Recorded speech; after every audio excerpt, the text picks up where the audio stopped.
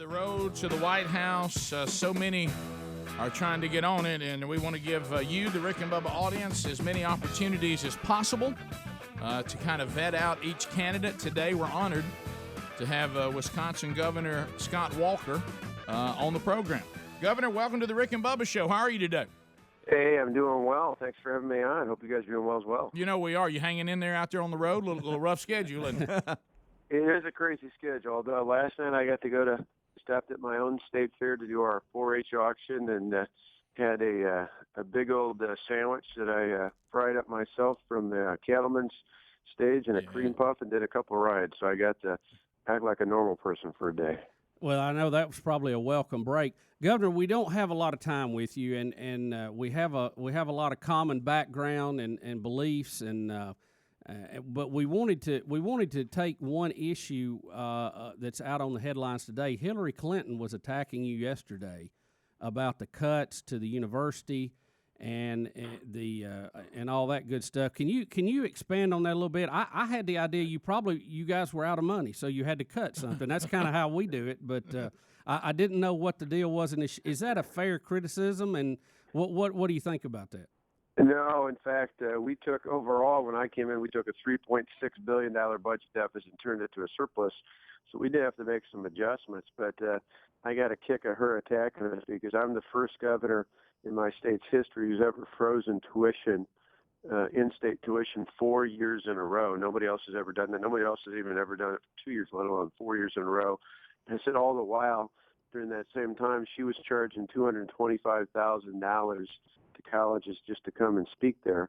I thought that's a little ironic twist. I'm freezing tuition, and she's charging nearly $250,000 to go speak. But what we did was we froze tuition. We froze tuition so that college students and working families could afford to go to school. For Tonette and me, we understand exactly what that's all about. I got 2 boys in college right now. But this is just typical of Hillary Clinton, and it means we must be one of the people she fears the most if she keeps attacking us. Well, you make a good point, and we've also often talked about this. When you get over into that emotional liberal mindset, do what I say, not what I do. And you know, many times we've talked about this, just like if you don't think, you know, that we're taxed enough, well, when the 15th rolls around, write a check to the government for what you think you should be paying in taxes. Give them more, and then we find out that doesn't happen. And I think in the same case, look, if the colleges are broke, $242,000 or $3,000 to speak somewhere, I don't falter for getting paid for providing a service. I'm a free market guy, but maybe you could at least cut that back a little bit for them. Dial it back. Well, yeah, just the hypocrisy of saying she's now out fighting for the students when they were charging something like that. But it's part of a trend. It's part of the trend that there's one set of rules for the Clintons and something different for the rest of the world out there. I mean, think about these emails. Everybody else in the State Department couldn't have their own private server. Certainly, at a minimum, that was wrong. But then you start realizing she said there wasn't confidential information, classified information on there. Now we find out there may have even been top secret information out there.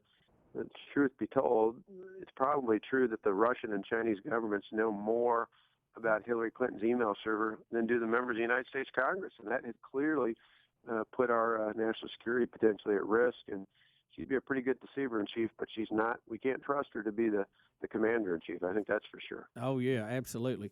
Governor, I thought you did very well in the debate earlier. And how did you see that, and what do you want to try to improve on next time?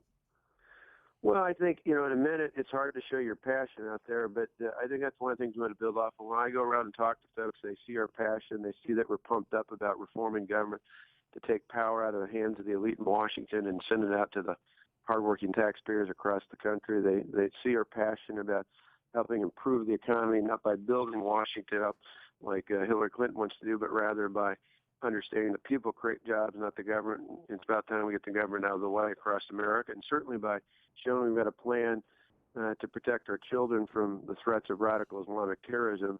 Those are the sorts of things we want to lay out there. But yeah, it's interesting.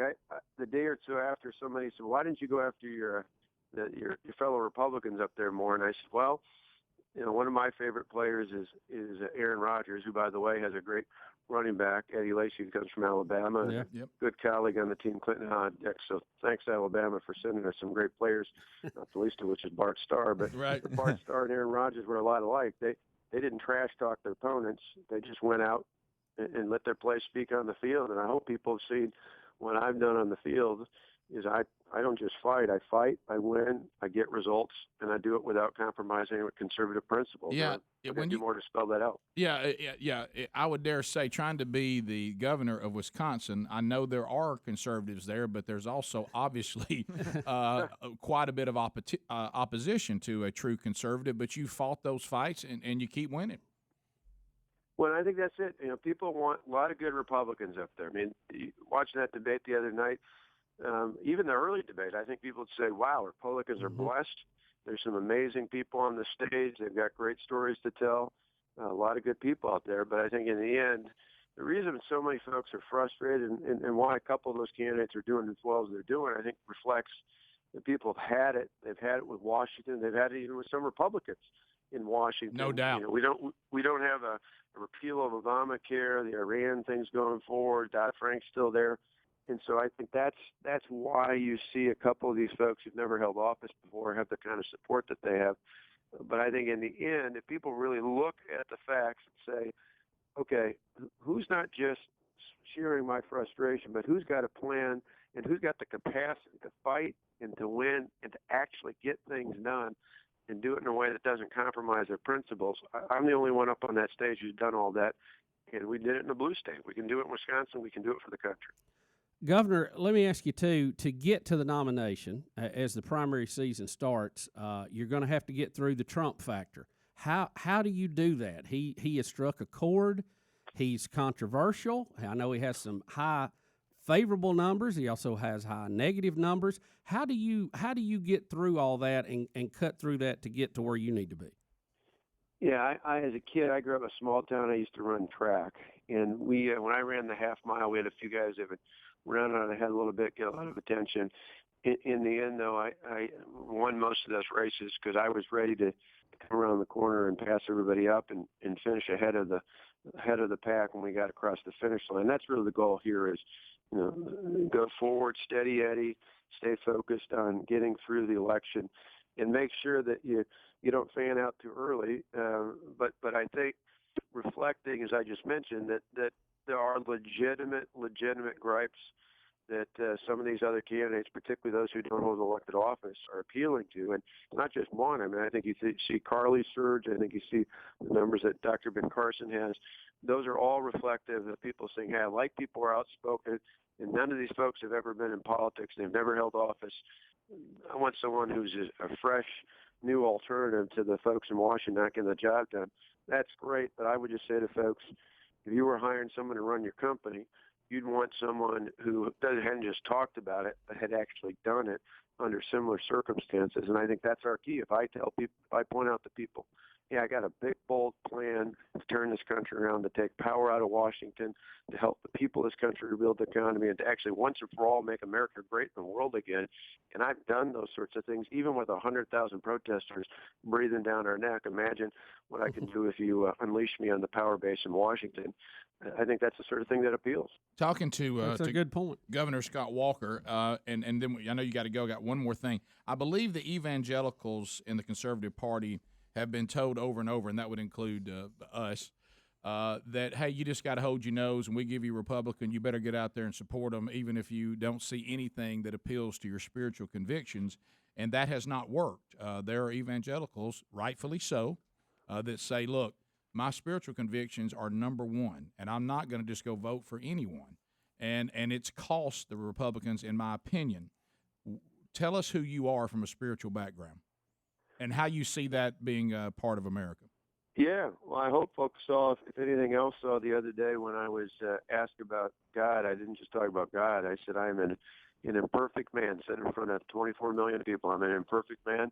It's only by the grace of God and the blood of Jesus Christ that I've been redeemed from my sins. And I'm not afraid to say that. I respect folks who may not share my beliefs and convictions, but I have no problem telling people who I am, and that's the foundation of my life. It affects not just my social conservative views, which I have. I'm pro-life. I believe in traditional marriage. I believe in strengthening the family.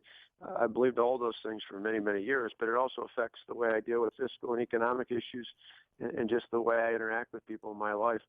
the most important thing people saw when we had 100,000 protesters and death threats and attacks on my family, and that was that I did not respond in kind. I didn't back down. I wasn't intimidated, but I didn't respond with the same vulgar language or the same attacks out there, and that comes out of my faith walk and who I am, and it affects not just how I govern, it affects how I run my life, period. Thank you. I appreciate you taking time to be Governor. with us. I know everybody's trying to get time, and we're honored that you made sure that we had some time with you, and also the audience all over the country that we're honored they support this program. Thanks for your time, and continue to fight the good fight. Thanks, guys. Appreciate it. All right, thank you very much. Thank you, Governor Scott Walker making his stop by the Rick and Bubba show as he's out, and we're going to try to get as many candidates on as we can. We'll be right back. Stay close. Rick and Bubba, Rick and Bubba.